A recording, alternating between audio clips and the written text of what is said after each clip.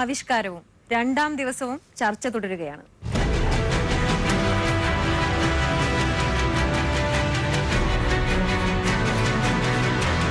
ശരണം ഗച്ഛാമി എന്നൊരു സിനിമ ഇന്നും 2017 പോലും അദ്ദേഹം വീണ്ടും അത് പ്രദർശിപ്പിക്കാനായി സെൻസർ ബോർഡിന്റെ മുമ്പിലേക്ക് എത്തിച്ചപ്പോൾ സംവരണം എന്ന വിഷയത്തെ പറ്റി ഉള്ള സിനിമ ആയതുകൊണ്ട് അത് പ്രദർശിപ്പിക്കാൻ ഇന്നേ വരെ അവസരം ലഭിച്ചിട്ടില്ല. അമലും കമാലുദ്ദീനും അദ്ദേഹത്തിന്റെ അച്ഛനും അമ്മയും ഇട്ടുകൊടുത്ത പേരാണ് കമാലുദ്ദീൻ.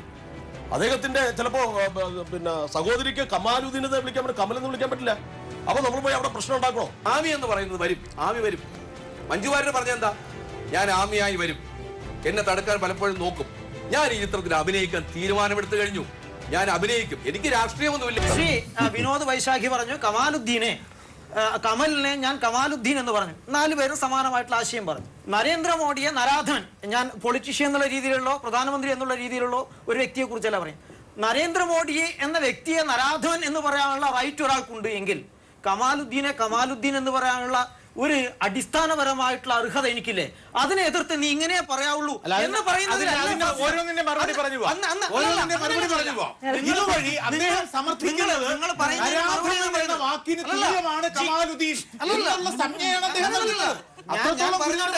ഞാൻ പറഞ്ഞു വേണ്ടവർത്തേക്ക് വിളിക്കുന്ന ആളുകളുടെ ലക്ഷ്യം ഇതാണ്. പക്ഷെ സമൂഹം അതിനെ പോസിറ്റീവ്. അവിടെ അത്രയും മാരകമായിട്ട് നരേന്ദ്രമോദി എപ്പോഴെങ്കിലും നരാധവൻ എന്നറിയപ്പെടാൻ വേണ്ടി താല്പര്യപ്പെടുന്നുണ്ടോ? ഇല്ലല്ലോ. പക്ഷെ ഇത്ര നിഷ്ഠുരമായിട്ട് ഒരാളെ ആക്രമിച്ച് പറയുമ്പോൾ നിശബ്ദരായിരുന്ന സാംസ്കാരിക സമൂഹം, ഞാനിപ്പോ കമാലുദ്ദീനെ കമാലുദ്ദീൻ എന്ന് പറഞ്ഞപ്പോഴാണ് ഇത് ഫാസിസം എന്ന് പറയുന്നത്. എന്റെ മേലെ ഞാൻ ഇന്നതേ പറയാവുള്ളൂ എന്ന് എന്റെ അഭിപ്രായത്തെ അടിച്ചമർത്തുന്നതിനാണ് ഫാസിസം എന്ന് പറയുന്നത്. ഫാസിസത്തിന്റെ രോഗമാണ് ഇവരൊക്കെ ബാധിച്ചിരിക്കുന്നത്. പിന്നെ ശ്രീനാരായണ ഗുരുദേവൻ തൊട്ട് ഇങ്ങോട്ട് എല്ലാവരെയും പറഞ്ഞു ഇവരൊക്കെ. ശ്രീനാരായണ ഗുരുദേവൻ നാരായണൻ എന്ന് പറഞ്ഞ ഞാനല്ല, ഞങ്ങളെല്ലാം വലിയ ബഹുമാനത്തിൽ ശ്രീനാരായണ ഗുരുദേവൻ എന്ന് പറയുള്ളൂ. EMSന്റെ പുസ്തകം വായിച്ചാലും മനസ്സിലാവും. ശ്രീനാരായണൻ നാരായണൻ എന്നാണ് പറഞ്ഞിരിക്കുന്നത് EMSന്റെ പുസ്തകത്തിൽ. ആദ്യം അവിടം തൊട്ട് ഇങ്ങോട്ട് തിരുത്തണം. ഇനി ഇതൊക്കെ സംഘപരിവാറിന്റെ അജണ്ടയാണ് എന്നുള്ള രീതിയിൽ പറഞ്ഞു. ഇതിലെവിടെയാ സംഘപരിവാറിന്റെ അജണ്ട? കമാലുദ്ദീൻ ഒരു കാര്യം പറഞ്ഞു, അല്ലെങ്കിൽ അതിനനുകൂലിച്ച് ചില ആൾക്കാർ ചില കാര്യങ്ങൾ പറഞ്ഞു, അതിന് അതേ രീതിയിൽ അതേ മാധ്യമങ്ങളിലൂടെ പറയുന്നു. ഔദ്യോഗികമായിട്ട് ഏതെങ്കിലും തരത്തിലുള്ള പ്രതികരണ ഈ വിഷയത്തിൽ ഉണ്ടായിട്ടുണ്ടോ? ഏതെങ്കിലും സംഘടന അതിന്റെ നിലപാടുകൾ സിനിമ ഇറക്കാൻ വേണ്ടി പറ്റൂല എന്ന് ആരും പറഞ്ഞിട്ടുണ്ടോ? ഇത് എല്ലാ ആൾക്കാരും പ്രചരണം നടത്തുന്നില്ല. എന്ത് കാര്യത്തിനാ? ചില വിഷയങ്ങളിൽ ജാഗ്രത ഉണ്ടാക്കാൻ വേണ്ടിയിട്ടാണ്. ഇപ്പോൾ ലവ് ജിഹാദിന്റെ പ്രശ്നത്തിൽ ഇടപെട്ട് ഇത്രയും കാലം പ്രവർത്തിച്ചു വന്ന സംഘടനകൾ കേരളത്തിലുണ്ട്. ലവ് ജിഹാദിന്റെ പ്രൊമോഷന് വേണ്ടിയിട്ടാണ് ഈ സിനിമ എന്ന് തോന്നിയ ആൾക്കാർ അതിന്റെ ജാഗ്രതാ പ്രവർത്തനത്തിന്റെ ഭാഗമായിട്ട് ഈ കാര്യം പറഞ്ഞു. ഈ കാര്യം പറയുമ്പോൾ അത് പറയാൻ വേണ്ടി പാടില്ല എന്ന് പറഞ്ഞ് കുതിര കയറുന്ന ഏത് രീതിയിലുള്ള ആവിഷ്കാര സ്വാതന്ത്ര്യം? ഏകപക്ഷീയമായിട്ട് സാംസ്കാരിക നായകന്മാർക്ക് എന്തോ ഒരു മേൽക്കൈയുണ്ട്, അഭിപ്രായ സ്വാതന്ത്ര്യത്തിൽ കൂടി എന്തോ വകുപ്പുകളുണ്ട്. ഇതൊക്കെ ധരിച്ചു വെച്ചിരിക്കുന്നത് തെറ്റാണ്. ഇവിടെ സാധാരണക്കാരനും സാംസ്കാരിക നായകനും ഒരേ അഭിപ്രായ സ്വാതന്ത്ര്യമാണുള്ളത്. പിന്നെ ഇവിടെ ആരോ കായികമായിട്ട് ആക്രമിക്കും എന്ന് പറഞ്ഞു എന്ന് VT ബലറാംജി പറഞ്ഞു. പക്ഷെ അങ്ങനെ ആരും കായികമായിട്ട് ആക്രമിക്കുന്ന ആരും പറഞ്ഞില്ല. ഇനി അഥവാ പറഞ്ഞിട്ടുണ്ട് എങ്കിൽ ഇനി അഥവാ ആരെങ്കിലും പറഞ്ഞിട്ടുണ്ട് എങ്കിൽ ഈ നേരത്തെ പറഞ്ഞ ഭരണഘടനാനുസൃതമായിട്ടുള്ള എല്ലാ അവകാശത്തിന്റെയും പശ്ചാത്തലത്തിൽ കേസെടുക്കേണ്ടതാണ്. നിങ്ങൾ കേസ് കൊടുക്കൂ, അവരെ ജയിലിലടക്കൂ. ആരെങ്കിലും കായികമായിട്ട് ആക്രമിക്കും എന്ന് പറഞ്ഞിട്ടുണ്ടെങ്കിൽ, കായികമായിട്ട് ആക്രമിച്ചിട്ടുണ്ടെങ്കിൽ ഇന്ന് വരെ ആക്രമിച്ചിട്ടില്ല. ഇതെല്ലാം ഒരു തരം പറഞ്ഞു പൊലിപ്പിച്ച് വിഷയത്തെ കലുഷമാക്കുന്ന രീതി മാത്രമാണ്. അല്ലാതെ ഈ കേരളത്തിൽ ആവിഷ്കാര സ്വാതന്ത്ര്യത്തിന്റെ മേലെ യാതൊരു കരിയും പുരണ്ടിട്ടില്ല. എല്ലാവർക്കും പുരണ്ടിട്ടില്ല എന്നാണ് പറയുന്നത്. ആവിഷ്കാര സ്വാതന്ത്ര്യത്തിന് മേലെ കരിപുരണ്ടിട്ടില്ല. ആവശ്യത്തിന് സ്വാതന്ത്ര്യം ഉണ്ടെങ്കിൽ ശരണം ഗച്ഛാമി എന്ന സിനിമയില് അംബേദ്കറുടെ ഒരു പടം വെച്ചതുകൊണ്ട്, രോഹിത് വെമുലയുടെ ഒരു പടം വെച്ചതുകൊണ്ട് ഇന്നും പുറം ലോകം കാണാൻ പറ്റാത്ത ഒരു സിനിമയാണ് ശരണം ഗച്ഛാമി. എന്തുകൊണ്ട് പെരുമാൾ മുരുകന്റെ പിൻവാങ്ങലിൽ നമ്മൾ സർഗമൃത്യു എന്ന് പറഞ്ഞു? എന്തുകൊണ്ട് അദ്ദേഹത്തിന് പിൻവാങ്ങേണ്ടി വന്നു? ഇവിടെ ഒരുപാട് ചോദ്യങ്ങൾക്ക് ഉത്തരം കിട്ടേണ്ടതുണ്ട്. അപ്പോൾ ആവിഷ്കാര സ്വാതന്ത്ര്യം ഉണ്ട് എന്ന് പറയുന്നതിൽ യാതൊരു അർത്ഥമില്ല. ഇതിന്റെ പിന്നിൽ പ്രവർത്തിക്കുന്ന അജണ്ട എന്താണെന്നുള്ളത് ഇന്ത്യയിലെ കേരളത്തിലെ പൊതുജനങ്ങൾക്ക് ഞാൻ പറയാം. രോഹിത് വെമുലയുടെ കാര്യം പറഞ്ഞു. രോഹിത് വെമുല നേരത്തെ അദ്ദേഹം പറഞ്ഞു അപ്പാറാവുകയാണെന്നൊക്കെ ഗോവിന്ദപിള്ളയൊക്കെ പറഞ്ഞു. അപ്പാറാവുവിന്റെ പേരല്ല അദ്ദേഹത്തിന്റെ അന്ത്യ നാളുകളിലെ എഴുത്തിൽ എഴുതി വെച്ചത്. അവിടെയുള്ള ABPക്കാരുടെയും സംഘപരിവാറുകാരുടെയും നരേന്ദ്രമോദിയുടെയും സ്മൃതി ഇറാനിയുടെയും പേരല്ല ആ കത്തിൽ എഴുതി വെച്ചത്. ആ കത്തിൽ അത് കുറ്റപത്രം പോലെ തിളങ്ങുന്ന ആ കത്തിൽ വളരെ കൃത്യമായിട്ട് എഴുതി വെച്ച SFI എന്ന് പറയുന്ന വിദ്യാർത്ഥി സംഘടനയുടെ പേരാണ് വളരെ കൃത്യമായിട്ട് എഴുതി വെച്ചത്. അതിന് മറുപടി പറയേണ്ടവർ ആ പശ്ചാത്തലത്തെ അല്ലെങ്കിൽ ആ പ്രത്യയശാസ്ത്രത്തെ രാഷ്ട്രീയപരമായിട്ട് പിന്താങ്ങേണ്ടുന്നവരാണ്. രണ്ടാമത്തെ കാര്യം പെരുമാൾ മുരുകനെ നേരിടേണ്ടി വന്നത് ഏത് സംഘപരിവാർക്കാരന്റെ ഭീഷണിയാണ്? ഏതെങ്കിലും ഒരു സംഘപരിവാർക്കാരന്റെ ഭീഷണിയെ നേരിട്ടു എന്ന് നിങ്ങൾക്ക് ആർക്കെങ്കിലും എവിടെയെങ്കിലും പറയാൻ വേണ്ടി പറ്റുമോ? ആ നാട്ടിലെ ജനങ്ങൾ പെരുമാൾ മുരുകൻ വളരെ മോശമായിട്ട് പരാമർശിച്ച ഒരു ഗ്രാമത്തിലെ ആ ഗ്രാമത്തിന്റെ നാട്ടുകൂട്ടം തീരുമാനിച്ച് അതിനുശേഷമുണ്ടായ നടപടിക്രിയകളാണ് അവിടെ ഉണ്ടായത്. ഏത് സംഘപരിവാറുകാരനാണ്, ഏത് സംഘപരിവാറിന്റെ നേതാവാണ് പറഞ്ഞത്? പറയുമ്പോൾ വളരെ വിശാലമായിട്ട് സംഘപരിവാറിനെ ആക്രമിക്കാനുള്ള ചെയ്യുമ്പോൾ നിങ്ങൾക്കറിയാം അതിന്റെ പിന്നിൽ സംഘപരിവാറാണ്. അതുകൊണ്ടാണ് നിങ്ങൾ തന്നെ ഒരു മതം എന്ന് പറയുമ്പോൾ അച്ഛൻ പത്തായത്തിലില്ല. അല്ല, മതം പ്രതിനിധിയായിട്ടാണ് സാർ ഇരിക്കുന്നത്. മതം എല്ലാവരും അന്ധമായി ഫോളോ ചെയ്യുന്ന ഒന്നാണ്. സംഘപരിവാറിന്റെ കൂട്ടത്തിൽ ശിവസേന കൂട്ടം അല്ല, ഞാൻ ആ വിഷയമല്ല. ആ വിഷയത്തിന് അർഹിക്കുന്ന ചർച്ച പോലും ഇല്ല എന്നാണ് എനിക്ക് തോന്നുന്നത്. ചർച്ചയുടെ അജി പറഞ്ഞ ഒരു പ്രധാനപ്പെട്ട ഒരു കാര്യത്തിന് മറുപടി പറഞ്ഞോട്ടെ. ഒരു സെക്കൻഡ് തന്നെയാ. അദ്ദേഹം പറഞ്ഞ ആ വിഷയം എന്ന് പറയുന്നത് അദ്ദേഹം തന്നെ സൃഷ്ടിക്കുക, അദ്ദേഹം തന്നെ പറയുകയും ചെയ്തൊരു കാര്യമാണ്. അജി പറഞ്ഞത് ഈ സിനിമകൾ ഉണ്ടാകുന്നത് വിവാദം ഉണ്ടാക്കി മാർക്കറ്റ് ചെയ്യാൻ വേണ്ടിയാണ് എന്ന് അദ്ദേഹം വിവാദങ്ങളെ കുറിച്ച് പറഞ്ഞു. അങ്ങനെയല്ല സുഹൃത്തെ. ലോകത്തിൽ എവിടെയും ഒരു മോചനവും ഒരു വിപ്ലവവും അതുമല്ലെങ്കിൽ ഒരു ശാന്തമായ ജീവിതവും മനുഷ്യന് സാധ്യമായിട്ടുള്ളത് വിവാദമെന്ന ആദ്യകാലങ്ങളിൽ തോന്നുന്നവയിലൂടെയാണ്. കെ ദാമോദരന്റെ പാട്ടബാക്കി എന്ന നാടകത്തിലൂടെയാണ് കേരളത്തിലെ കർഷകരുടെ ജീവിതത്തിന്റെ പുതിയ ധാരകൾ രൂപീകരിക്കപ്പെട്ടത്. ലോകത്തിൽ എവിടെയും ഒന്നും വേണ്ട സുഹൃത്തെ, എന്തിന് ഈ പ്രേമം പാടി നടക്കുന്നുണ്ട് എന്ന് പഴയ നാലും കൂട്ടി മുറുക്കുന്ന നമ്പൂരി കവികൾ നാണം കെട്ട് ഭർസിച്ച് രമണനെ തള്ളിക്കളഞ്ഞപ്പോ വയലേലകളിലടക്കം 25,000 കോപ്പിയാണ്, എൻ്റെ ഓർമ്മ ശരിയാണെങ്കിൽ അത് 25,000 കോപ്പി 4 അണാക്കി അല്ലേ സാർ? എന്നാണ് വായിച്ചിട്ടുള്ളത്. 4 അണ വിലയായിരുന്നില്ലേ അത് രമണന്റെ ആദ്യത്തെ പതിപ്പിന് ചെങ്ങമ്പുഴ? അത് 25,000 കോപ്പി. ഈ വയലിൽ കൊയ്യുന്നവർ കരയിലിരുന്ന് അക്ഷരമുള്ള ഒരാൾ പാടി ആ പാട്ട് രമണൻ ഏറ്റുപാടി വയൽ കൊയ്യുന്ന രീതിയിൽ സാഹിത്യത്തെ ജനകീയമാക്കുന്നതടക്കം സിനിമയെ ജനകീയമാക്കുന്നതടക്കം വിവാദപൂർണമായ ആരംഭങ്ങൾ എല്ലാ കാലത്തിലും ഉണ്ടാകുമ്പോൾ മാത്രമാണ് ഒരു ജനത വികസിക്കുന്നത്. ഇവിടെ ചോദ്യം കമാലുദ്ദീനോട് പാകിസ്ഥാനിലേക്ക് പോകൂ എന്ന് പറഞ്ഞത് പാപ്പാ ന്യൂഗിനിയിലേക്ക് പോകാനുള്ള വണ്ടിക്കാശ് കൊടുക്കാനില്ലാത്തത് കൊണ്ട് പാകിസ്ഥാനിലേക്ക് പോകാൻ പറഞ്ഞതല്ല. അതുകൊണ്ടല്ല പറഞ്ഞത്, മറിച്ച് പാകിസ്ഥാനിലേക്ക് ഞങ്ങൾ അങ്ങനെ പറഞ്ഞിട്ടില്ല എന്ന് പറയുന്നത് വഴി ഞങ്ങൾ അങ്ങനെ പറഞ്ഞിട്ടില്ല എന്ന് ശ്രീ അജി അതാണ് സർ ശ്രീ അജി പറയുന്നത് വഴി അങ്ങനെ പറഞ്ഞവരാരോ അവർ ചെയ്തത് ഭീകരമായ ഒരു തെറ്റ് തന്നെയാണെന്ന് അജി പരോക്ഷമായി സമ്മതിച്ചതിനുള്ള നന്ദി കൂടി. സംഘപരിവാർ ആര് പാകിസ്ഥാനിലേക്ക് പോകണമെന്ന് പറയാൻ വേണ്ടിയിട്ടുള്ള ബുദ്ധിശൂന്യത ഇല്ല. സംഘപരിവാർ ആര് എന്നുള്ള ചോദ്യം വളരെ എളുപ്പത്തിൽ നമുക്ക് ഡിഫൈൻ ചെയ്യാൻ പറ്റില്ല. ഇത് രണ്ടും ഒരേ കാറ്റഗറിപ്പെട്ടത്. സംഘപരിവാർ ഒരു മനോഭാവമാണ്. ശിവസേനയും അതിന്റെ ഭാഗമാണ്, RSS അതിന്റെ ഭാഗമാണ്, നേരത്തെ പറഞ്ഞ പെരുമാൾ മുരുകനെ വിലക്കിയ നാട്ടുകൂട്ടും അതിന്റെ ഭാഗമാണ്. അതിന്റെ ഒരു രാഷ്ട്രീയ രൂപം എന്ന് പറയുന്ന ഒരു സംഘടനാ രൂപം രജിസ്റ്റർ വെച്ച് അതിൽ കുറച്ച് അംഗങ്ങളെ ചേർത്തിരിക്കുന്ന രൂപം മാത്രമാണ് സംഘപരിവാർ. പക്ഷേ ഈ മനോഭാവത്തിനെയാണ് നമ്മൾ എതിർക്കുന്നത്. ഈ സംസ്കാരത്തിന്റെ പേര് പറഞ്ഞ്, സദാചാരത്തിന്റെ പേര് പറഞ്ഞ്, ചരിത്രത്തിന്റെ പേര് പറഞ്ഞ്, പാരമ്പര്യത്തിന്റെ പൈതൃകത്തിന്റെ പേര് പറഞ്ഞ് ഇന്ത്യൻ ഭരണഘടന ഇന്ത്യ എന്ന് പറയുന്ന ജനാധിപത്യ രാഷ്ട്രത്തിലെ പൗരന്മാർക്ക് അനുവദിച്ചിട്ടുള്ള അവകാശങ്ങളെ കവർന്നെടുക്കാൻ നോക്കുന്ന ആരും അവരൊക്കെ സംഘപരിവാർ തന്നെയാണ്. അതിൽ നിന്ന് ഉത്തരവാദിത്തം പറഞ്ഞിട്ടില്ല. പലരും പല ഗ്രേഡിൽപ്പെട്ട ആളുകൾ ഉണ്ടാവും. ചിലർ കായികമായിട്ട് അറ്റാക്ക് ചെയ്യുന്നുണ്ടാവും. കേരളത്തിൽ നിങ്ങൾ കായികമായിട്ട് അറ്റാക്ക് തുടങ്ങിയിട്ടില്ല എന്നുള്ളൂ. നേരത്തെ പറഞ്ഞ ധബോൾക്കർ കർണാടകത്തിൽ ഉണ്ടായത്, കൽബുർഗി ഉണ്ടായത്, പൻസാര ഉണ്ടായത്, ഇതൊക്കെ ഇത്തരത്തിലുള്ള ആക്രമണങ്ങളൊക്കെ ഇന്ത്യയിലെ പല ഭാഗങ്ങളിൽ ഉണ്ടായിട്ടുണ്ട്. അപ്പൊ ഈ പ്രവർത്തനങ്ങളുടെയൊക്കെ ആകത്തുകയുടെ പേരാണ് സംഘപരിവാർ. അതുകൊണ്ട് തന്നെ അതിനെ ആശയപരമായിട്ടാണ് നമ്മൾ എതിരുന്നത്. ഇന്ത്യൻ ജനാധിപത്യമാണ് ഇവിടെ പ്രധാനം. അതിൽ ഓരോ പൗരന്മാർക്കും അവകാശങ്ങൾ നൽകിയിട്ടുണ്ട്. ഈ കച്ചവട ലക്ഷ്യത്തോടെ ഇപ്പൊ നേരത്തെ ഒരു ആക്ഷേപ രൂപത്തിൽ പറഞ്ഞത്, ഒരു സിനിമ എടുക്കുമ്പോൾ അതിൽ കച്ചവട ലക്ഷ്യം ഉണ്ടാവുക എന്ന് പറയുന്നത് നിയമപരമായി തെറ്റുള്ള കാര്യമല്ല. പ്രകോപനങ്ങൾ ഉണ്ടാവുക എന്നുള്ളതും തെറ്റല്ല. നിങ്ങൾക്ക് പ്രകോപനം ഉണ്ടായാൽ നിങ്ങളുടെ കുഴപ്പമാണ്. നിങ്ങളുടെ വികാരം പൊള്ളുന്നുണ്ടെങ്കിൽ അത് നിങ്ങളുടെ കുഴപ്പമാണ്. ആ വികാരം നിങ്ങൾ മാറ്റിവെക്കുക എന്നല്ലാതെ വേറെ ആൾ അതിന്റെ പേരിൽ നിശബ്ദനായിക്കൊള്ളണം. ഞങ്ങളുടെ സർട്ടിഫിക്കറ്റ് ഉള്ള സിനിമ മാത്രമേ പറ്റുള്ളൂ.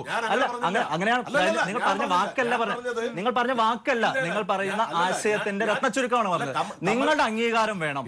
സമരം ചെയ്യണമെങ്കിൽ ഏത് സമരമാണ് ശരിയായ സമരം, ഏത് സമരമാണ് ആഭാസ സമരം, ഞങ്ങൾ വിധി എഴുതും. ഏത് സിനിമയാണ് പ്രദർശിപ്പിക്കേണ്ടത്, ഏത് സിനിമയാണ് ഞങ്ങളുടെ വികാരം വ്രണപ്പെടുത്തുന്നത്, അത് ഞങ്ങൾ എന്നിങ്ങനെയുള്ള തിട്ടൂരങ്ങൾ ഒരു ജനാധിപത്യത്തിൽ അംഗീകരിക്കാൻ പറ്റില്ല. അങ്ങനെ പറയാനുള്ള റൈറ്റ് നിങ്ങൾക്കില്ല എന്നുള്ളതാണ്. പറ്റില്ല എന്ന് പറഞ്ഞവരായിരുന്നു. ഇതിലിപ്പോ മതം മാത്രമല്ലല്ലോ ആവിഷ്കാര സ്വാതന്ത്ര്യത്തിന് എതിർത്ത്. ഇനി വേറെ ഏതെങ്കിലും പഴയ ഏതെങ്കിലും കാലത്ത് 20 വർഷം മുമ്പ് 30 വർഷം മുമ്പ് എന്തെങ്കിലും തെറ്റുകൾ സംഭവിച്ചു, ഈവൻ അടിയന്തരാവസ്ഥ സംഭവിച്ചു. അടിയന്തരാവസ്ഥയ്ക്ക് നമുക്കൊരു പാഠപുസ്തകമാണ്.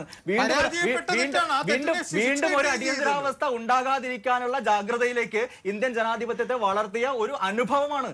അതുകൊണ്ട് തന്നെ അടിയന്തരാവസ്ഥ ഉണ്ടായി. അതുകൊണ്ട് അടിയന്തരാവസ്ഥയ്ക്ക് തുല്യമായ അതിന്റെ ഗ്രേഡ് കുറഞ്ഞ ഏത് വേർഷനും ഇനി ആവർത്തിക്കാം. അന്ന് അടിയന്തരാവസ്ഥ ഉണ്ടായതിന്റെ പേരിൽ ഇത്തരത്തിലുള്ള അതിൽ നിന്നൊക്കെ സമൂഹം ഒരുപാട് മുന്നോട്ട് വന്നു. ലീഗിന്റെ ഒരു സമുന്നത നേതാവ് വിവാഹം കഴിക്കാമെന്ന് പറഞ്ഞ് ചതിക്കുക ചെയ്തത്. മാധവിക്കുട്ടി മതം മാറിയത് മതത്തെ കുറിച്ച് പഠിച്ചു അനലൈസ് ചെയ്തിട്ടൊന്നുമല്ല. മതപരിവർത്തനത്തെ കുറിച്ച് നമുക്ക് സംസാരിക്കണം.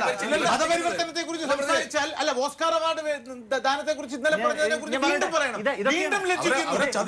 കാഷ്യസ് ക്ലേ മുഹമ്മദ് അലിയായി മാറിക്കഴിഞ്ഞപ്പോ ലോകം മുഴുവൻ ആരാധിക്കപ്പെടുകയും അംഗീകരിക്കപ്പെടുകയും ചെയ്തു. അവിടെ കാഷ്യസ് ക്ലേ എന്തിന് മതപരിവർത്തനം ചെയ്തു എന്ന് ആരും കാഷ്യസ് ക്ലേ ആരായുകയും ചതിക്കപ്പെട്ടു എന്ന് പറയുകയും ചെയ്തില്ല. അമേരിക്കക്കാരനുള്ള വകതിരിവ്, മതപരമായ ചിന്താ വകതിരിവ് നമ്മുടെ നാട്ടിൽ ഉണ്ടായിരുന്നത് കൈമോശം വന്നുകൊണ്ടിരിക്കുന്നു. ജനാധിപത്യം ജനങ്ങളുടെ മേലുള്ള ആധിപത്യമല്ല, ജനത്തിന്റെ ആധിപത്യമാണെന്ന് തിരിച്ചറിയണം. രണ്ട്, ഇദ്ദേഹം സൂചിപ്പിച്ച ഒരു രാഷ്ട്രീയ നേതാവിനെ കുറിച്ച് മാധവിക്കുട്ടി പറഞ്ഞിരിക്കുന്നത് എന്റെ മകനെ പോലെയാണെന്ന് അവർ കൃത്യമായി എഴുതി വെച്ചിട്ടുണ്ട്. എനിക്ക് ഇപ്പോഴും മനസ്സിലാവാത്ത ഒരു സംശയം, ഈ ചർച്ചയ്ക്ക് വന്നപ്പോൾ ഈ ചർച്ചയുടെ വിഷയം ഇതാണെന്ന് പറഞ്ഞപ്പോൾ എനിക്ക് മനസ്സിലാവാത്ത ഒരു സംശയം സാർ ഒന്ന് പറഞ്ഞു തരണം, അല്ലെങ്കിൽ കമൽ സാറിനോട് ചോദിച്ചിട്ട് പറഞ്ഞു തരണം ആ സംശയം. കാരണം ഈ സിനിമ റിലീസാകുന്നതിന് മുമ്പ് ഇതിന്റെ തിരക്കഥയൊക്കെ ഇവർക്ക് വായിക്കാൻ കൊടുത്തോ? ഷൂട്ട് തുടങ്ങിയിട്ടില്ല. ഇല്ല. അല്ല, പിന്നെ എങ്ങനെയാണ് ഇത് ഭയങ്കര പ്രശ്നമാണെന്ന് ഇവരെല്ലാം ഈ സിനിമ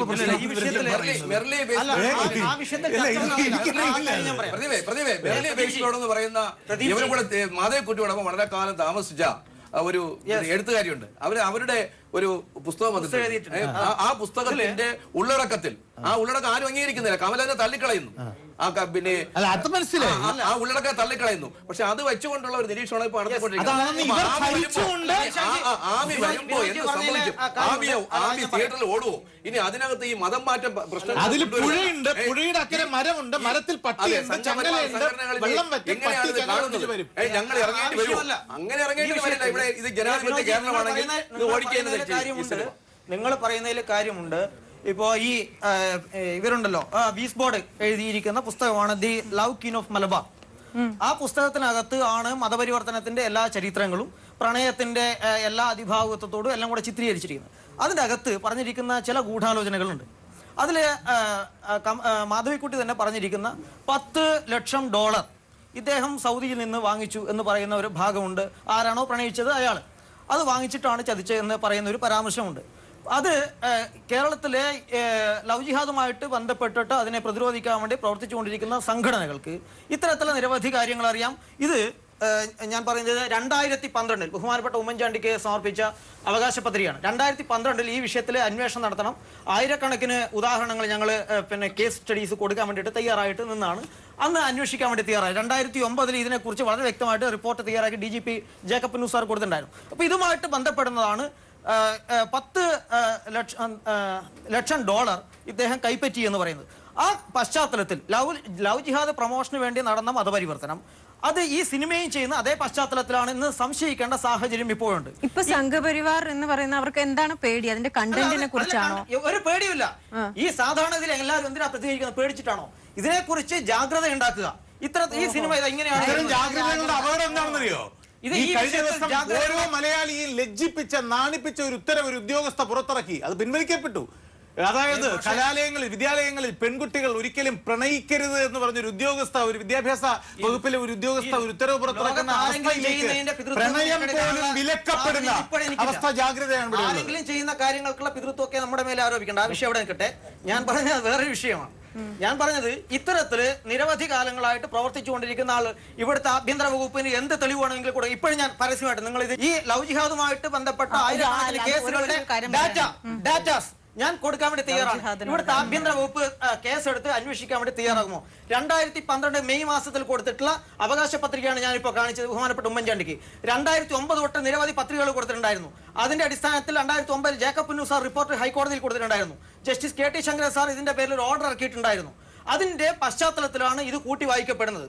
അതുകൊണ്ട് ഇത്തരത്തിലുള്ള വിഷയങ്ങൾ ഒരു ജാഗ്രത കൊടുക്കുക, ഈ കാര്യങ്ങളിൽ സജീവമായിട്ട് തന്നെ അഭിപ്രായം ഉണ്ടാക്കുക എന്നുള്ള അജണ്ട തന്നെയാണ് സാധാരണഗതിയിലുള്ളത്.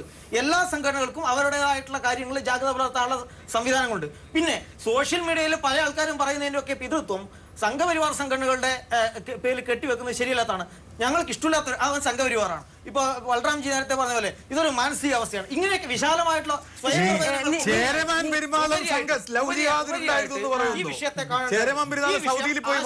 ആശങ്കയോടെ തന്നെയാണ് കാണുന്നത്. ഒന്നാമത് ഇതിന്റെ കണ്ടന്റിനെ കുറിച്ച് കമൽ തന്നെ, ഈ പുസ്തകത്തിന്റെ കണ്ടന്റിനെ കുറിച്ച് കമൽ തന്നെ ചോദ്യരൂപേണ ഉന്നയിച്ചിട്ടുണ്ട്. തിരിച്ച് ഞങ്ങളും പറയുന്നു ഈ ലവ് ജിഹാദ് എന്നൊക്കെ പറയുന്നത് നിങ്ങളുടെ ഒരു മാനസികാവസ്ഥയാണെന്ന് ഞങ്ങളും പറയുന്നു. ഓർഡർ എടുത്ത് വായിച്ചു നോക്കണം. ജേക്കബ് പുന്നൂസ് സാറിന്റെ റിപ്പോർട്ട് എടുത്ത് വായിച്ചു നോക്കണം. അച്യുതാനന്ദൻ മുഖ്യമന്ത്രി ആയിരുന്ന സമയത്ത് ഈ വിഷയത്തിൽ നന്നായിട്ട് പഠിക്കുക. 2009 തന്നെ അദ്ദേഹത്തിന്റെ പ്രതികരണം ഉണ്ടായിട്ട് കേരളം 20 വർഷത്തിനകത്ത് ഇസ്ലാമിക ഭൂരിപക്ഷമുള്ള പ്രദേശമാക്കാനുള്ള ഇവിടെയുള്ള നിങ്ങൾ പത്രത്തിൽ നോക്കി ഇപ്പോഴും പഴയ ഡോക്യുമെന്റ്സ് കിട്ടും. നമ്മുടെ വിഷയം മതമല്ല, മറിച്ച് അധികാരത്തിന്റെ മതമാണ് ഇവിടുത്തെ പ്രശ്നം. ഈ ലവ് ജിഹാദിന്റെ കാര്യം ഒന്ന് പറഞ്ഞോട്ടെ. അത് ഞാൻ ലവ് ജിഹാദ് നിങ്ങളുടെ ഒരു മാനസികാവസ്ഥയാണ്. സത്യം പറഞ്ഞാൽ സോഷ്യൽ മീഡിയയിൽ ഞാൻ എന്റെ ഒരു പേജ്, ഒരു ടൈം ലൈനും ഉണ്ട്, 2 പേജും ഉണ്ട്. ഞാൻ അറിഞ്ഞിട്ടേ ഇല്ല ഇവര് എന്നെ ഇവരുടെ ഒരു ലവ് ജിഹാദ് ഗ്രൂപ്പിൽ ആഡ് ചെയ്ത വിവരം ഞാൻ അറിഞ്ഞിട്ടില്ല. എന്റെ ടൈം ലൈൻ അല്ലല്ല സംഘപരിവാർ സംഘടനയിലുള്ള ആളുകൾ തന്നെയാണ്. അല്ല നിക്ക് പറയുന്നത് അല്ല ഞാൻ വായിച്ചു. അല്ല ഇല്ല ഞാൻ പറയുന്നത് ധന്യാരാമന്റെ പേര് അതിനകത്ത് ആഡ് ചെയ്തു എന്നുള്ള കമന്റുകൾ ഞാൻ വായിച്ചു. അല്ല എന്നെ ഒന്ന് പറയാൻ വിട് സ്വാമി.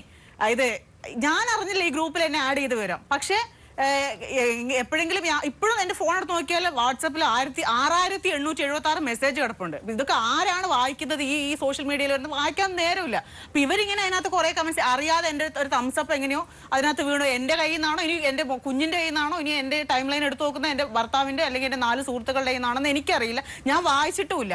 അതിനുശേഷം എന്റെ ഒരു മെസ്സേജ് വായിച്ചു കഴിഞ്ഞാൽ അതിനകത്ത് റീഡ് എന്ന് കാണുമല്ലോ, നമ്മുടെ തലയും കാണുമല്ലോ പടവട്ടെ. അതുപോലെ ഇവർക്ക് എടുത്ത് വെക്കാനില്ല. എന്നിട്ട് ഇതുപോലെ നമ്മളെ ശരിക്കും ട്രാപ്പ് ചെയ്യാണ്. നിങ്ങൾ ഞങ്ങളെയൊക്കെ ഉപയോഗിച്ച് ലവ് ജിഹാദിന്റെ പേരിൽ നിങ്ങൾ പറയും. കാരണം ഏത് ഹിന്ദുവാണ് ചെയ്തത്?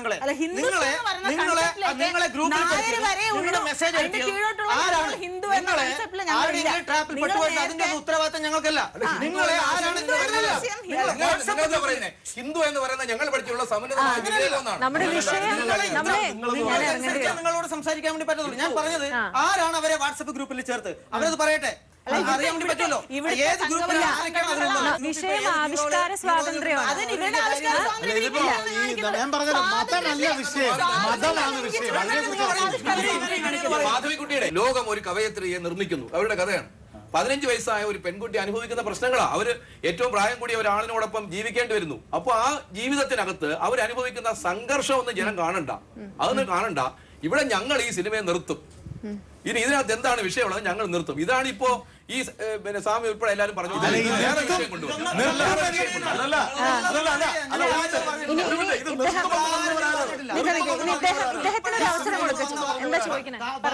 അജി ഇന്നസെന്റ് ആണ്. അല്ലല്ല, ഇത് ഈ സിനിമ നിർത്തുമെന്ന് പറഞ്ഞത് ആരാണ്? നമ്മുടെ സാംസ്കാരിക മൂല്യങ്ങളെ ഹനിക്കുന്ന ഏത് ആവിഷ്കാരവും തെറ്റാണ്. പക്ഷെ ഇവിടെ നമ്മൾ കേട്ടിടത്തോളം മനസ്സിലാകുന്നത് കമലിനെ ആ ആവിഷ്കാരം ചെയ്യുമ്പോൾ തെറ്റില്ല, കമൽദീനാവുമ്പോഴാണ് തെറ്റ് എന്നുള്ള ഒരു രീതിയിലാണ് വരുന്നത്. അപ്പൊ അതല്ല നമുക്ക് വേണ്ടത്. അതുമാത്രമല്ല, പിന്നെയുള്ള ചർച്ചയിൽ നിന്ന് ഞാൻ മനസ്സിലാക്കുന്നത് ഇത് ഒരു ചർച്ചാ വിഷയമാക്കി സിനിമയുടെ ഒരു പരസ്യകലയുടെ ഒരു രീതിയാണെന്ന് എനിക്കൊരു സംശയം. കാരണം ഇങ്ങനെ കുറെ തർക്കങ്ങൾ ഉണ്ടാക്കിയാൽ ആ സിനിമയ്ക്ക് വലിയൊരു പ്രാധാന്യം പരസ്യം കിട്ടും എന്നുള്ള ഒരു രീതിയിലേക്കാണ് പോകുന്നത്. ഇത് തെറ്റായ പ്രവണതയാണ്. അതിനു വേണ്ടിയാണ് ഈ സിനിമ അതിനൊരു കാരണമായി മാത്രം. ഇത് ഇറങ്ങുന്നതിന് മുമ്പ് തന്നെ ഇത്രയും വലിയ ചെറിയൊരു വിഷയത്തിന് ഇത്രയും വലിയ കമല് കുഴപ്പമില്ല, കമലുദ്ദീനെ കൊണ്ടുവന്ന് ചർച്ചാ വിഷയം. എൻഡിയുടെ കഥകൾക്കും കമലിന്റെ സിനിമകൾക്കും അത്തരം ഒരു പരസ്യത്തിന്റെ ആവശ്യമുണ്ടെന്ന് മലയാളി കരുതില്ല. അല്ല,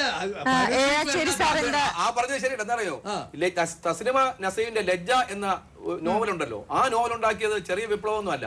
ആ നോവൽ പുറത്തു വന്നപ്പോൾ അവിടുത്തെ ഫാസിസ്റ്റുകൾ ചെയ്തത് ശരിക്കും പാമ്പുകളെ, വിഷപ്പാമ്പുകളെ കഴുത്തിൽ ചുറ്റി പ്രകടനം നടത്തുകയാണ് ചെയ്തത്. തസ്ലീം നാസീർ. പിന്നെ സുഷ്മിത ബാനർജിയെ ആവിഷ്കാര സ്വാതന്ത്ര്യം വെടിവെച്ച് കൊണ്ടുവന്ന് മതപാഠശാലയ്ക്ക് മുമ്പിലിട്ടു തന്നെ. ഇതെല്ലാം നമ്മൾ കണ്ടതാണ്. ഇപ്പൊ കലബുർഗി ശ്രീനാരായണ ഗുരുദേവന്റെ വചനങ്ങളെ അന്നവസ്ത്രാദി മുട്ടാതെ തന്നു രക്ഷിച്ചു ഞങ്ങളെ ധന്യരാക്കുന്ന ഒന്നു നീ തന്നെ ഞങ്ങൾക്ക് തമ്പുരാൻ.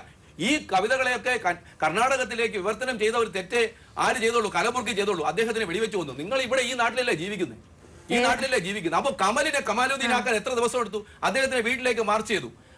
കമൽ നടന്നു വരെയാണ്. വന്നപ്പോ കുറെ പേര് വളഞ്ഞു നിന്ന് ജനഗണമന പാടുന്നു. ആ പാടിയവർ തന്നെയാണ് പിന്നെ ജനഗണമന പാടിക്കൊണ്ട് എന്ത് ചെയ്തു? കമലിന്റെ വീട്ടിലേക്ക് മാർച്ച് ചെയ്തു. ഇതൊക്കെ ഈ നാട്ടിൽ സംഭവിക്കുമ്പോ ഇതൊക്കെ ഒരു സംവാദത്തിന് വേണ്ടിയാണ്, അല്ലെങ്കിൽ സിനിമ ഓടാൻ വേണ്ടിയാണ് എന്നൊക്കെ പറയുന്നതിനോടൊന്നും നമുക്ക് ഒരു സ്വാമി തന്നെ പറയുകയാണ് ഞാൻ സംഘപരിവാർ ആണെന്ന് പരോക്ഷമായി സമ്മതിക്കുമ്പോൾ. സ്വാമി എന്ന് പറയുന്നത് പരമാത്മാവിനെ ധ്യാനിച്ചിരിക്കേണ്ട ഒരാളാണ്. ഭൗതികമായിട്ട് വരുന്ന ജനങ്ങളുടെ സമതുലിത ജീവിതത്തിന് വേണ്ടിയിട്ട് നന്മയുണ്ടാക്കാനാണ്. അപ്പോൾ എനിക്ക് ന്യായമായ ഒരു സംശയം തോന്നിയത്, അനാവശ്യമായ ഈ വികാര വിക്ഷോഭം ഉണ്ടാവുന്നത് തന്നെ ആശയങ്ങൾ തമ്മിൽ ഉള്ള സംഘട്ടനമാണ് ഉണ്ടാവേണ്ടത്, ശാരീരിക സംഘട്ടനമല്ല വേണ്ടത്. ഭാരത സ്വാതന്ത്ര്യത്തിൽ ഒരിക്കലും പങ്കെടുക്കാത്തവർ, പട്ടാളക്കാരൻ മരിച്ചപ്പോൾ അത് ഇവിടെ പാട്ടുകച്ചേരി നടത്തിയെന്ന് പറഞ്ഞാൽ ആവേശം കൊള്ളുമ്പോൾ, മരണവീട്ടിൽ പാട്ടുകച്ചേരി നടത്തുന്ന പാരമ്പര്യം ഉത്തര ഭാരതത്തിലുണ്ട്. രുദാലി എന്ന് പറയുന്നത് അത് തന്നെയാണ്. മരണത്തെ പോലും സംഗീതാത്മകമാക്കുന്ന പാരമ്പര്യം എല്ലാ സാംസ്കാരിക സ്രോതസ്സുകളെയും ഉൾക്കൊള്ളുന്നതാണ് ഭാരതം. AR റഹ്മാൻ എന്നയാളുടെ പേര് ദിലീപ് എന്നായിരുന്നു.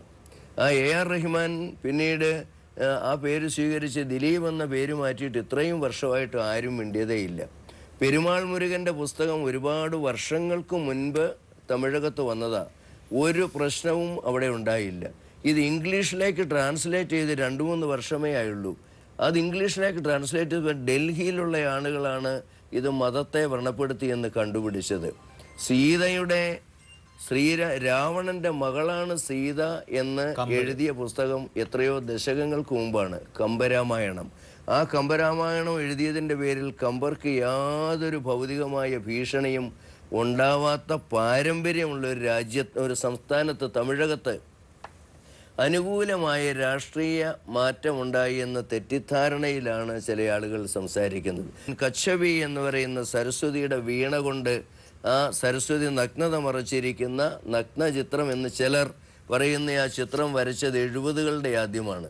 16 വർഷം കഴിഞ്ഞ് അനുകൂലമായ രാഷ്ട്രീയ പരിസ്ഥിതി ഉണ്ടായപ്പോൾ ആദ്യമായിട്ട് അതിനെതിരെ വളരെ വലിയ പ്രതിഷേധം ഉണ്ടാക്കിയത്. യഥാർത്ഥത്തിൽ ശശികുമാർ എന്ന് പറയുന്ന ആലപ്പുഴക്കാരനായ ഒരു ചലച്ചിത്ര സംവിധായകൻ, ലോകത്ത് ഏറ്റവും കൂടുതൽ സിനിമ സംവിധാനം ചെയ്തയാളാണ്. അദ്ദേഹത്തിൻ്റെ യഥാർത്ഥ പേര് ജോൺ എന്നാണ്. ഇന്നേ വരെ ആ ജോൺ ശശികുമാറായി കേരളത്തിൽ ജീവിച്ചതിനെക്കുറിച്ച്, തമിഴകത്ത് എന്ന് എല്ലാ സ്റ്റുഡിയോകളിലും മാറി മാറി സിനിമയെടുത്തതിനെക്കുറിച്ച് യാതൊരു പരാതിയും ഉണ്ടായില്ല. അനുകൂലമായ അവസ്ഥ വന്നപ്പോഴാണ് പട്ടാളക്കാരൻ മരിച്ചതിൽ വളരെ വികാര വിക്ഷോഭമുണ്ടായി. ജനഗണമനയുടെ പേരിൽ ആവേശം കൊള്ളുന്നവർ ജനഗണമനയല്ല വേണ്ടത്, വന്ദേമാതരം, ബങ്കിം ചന്ദ്രൻ്റെ നോവലിലെ ഒരു പാട്ടാണ്, ഒരു കവിതയാണ് ഭാരതത്തിൻ്റെ ദേശീയഗാനമാകേണ്ടത് എന്ന് പറഞ്ഞ് ആവേശം കൊണ്ട ആളുകൾ. ഈ ജനഗണമനയെക്കുറിച്ച് ചില ആളുകൾക്ക് ഇപ്പോൾ ആവേശം കൊള്ളുമ്പോൾ നമുക്ക് അത്ഭുതം തോന്നുകയാണ്. കാരണം ആ ടാഗോർ എന്ന് പറയുന്നയാൾ ഭാരത സ്വാതന്ത്ര്യത്തിൽ പങ്കെടുത്ത ഒരാൾ, അദ്ദേഹത്തിൻ്റെ രാജ്യം യഥാർത്ഥത്തിൽ പാകിസ്ഥാനിലാണ്.